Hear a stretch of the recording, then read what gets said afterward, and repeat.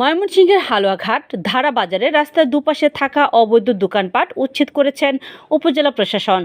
গতকাল বিকেলে উপজেলা নির্বাহী কর্মকর্তা, উপজেলা সহকারী কমিশনার ভূমি, সড়ক ও জনপদের যৌথ উদ্যোগে এই অভিযান কার্যক্রম পরিচালনা করা হয়।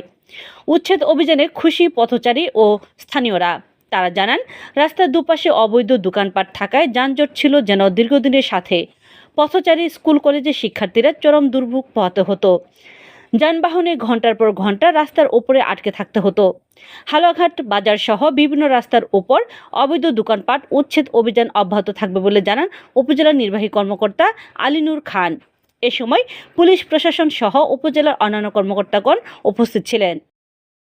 থেকে হালুয়াঘাট ঢোকার পথে আমাদের নাগলা বাজার, ধারা বাজার সহ হালুয়াঘাট পৌরসভার অভ্যন্তরে যে বাস স্ট্যান্ড গুলো রয়েছে সেখানে দীর্ঘদিন এক ধরনের জটলা দেখা যায়। জনগণের দাবি ছিল, সে প্রেক্ষিতে আমরা সড়ক ও জনপদের সহায়তায় আমরা আজকে উচ্ছেদ অভিযান পরিচালনা করেছি।